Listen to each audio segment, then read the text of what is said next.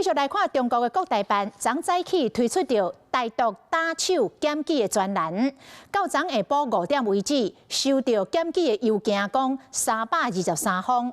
国台办是公布其中11个名单，有内政部长刘世芳、民进党的立委沈碧荣、吴思瑶、黄捷以及孟昂巴强、甲周兴成等等。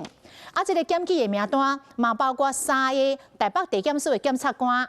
其中一个是日前来批评着中国配偶雅雅武统言论的林达，也有一个是主办郭文天案件的林俊彦。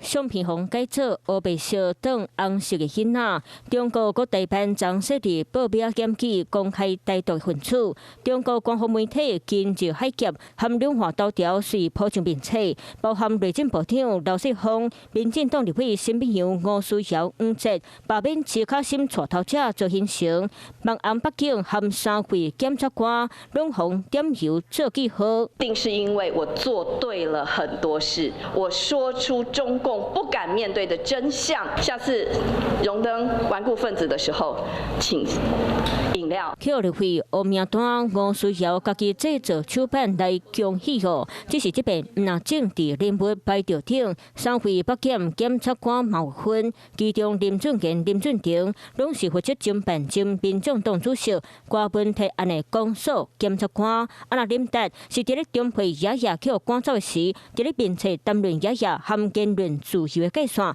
所以去检举。我这次很失望，我竟然没有上榜，我要抗议。我是多么努力的在维护我们台湾的主权。两岸如果不能够用智慧来面对，共同理性的来面对，那就很容易擦枪走火。中共派亲情，家人吓惊威胁的手段步数进展，台独的名单看现现，两国感情可卡歹收尾。Hello， 我是林明瑞。想要抢先掌握最及时的新闻资讯吗？赶快订阅、按赞、开启小铃铛，锁定我们华视新闻的 YouTube 频道。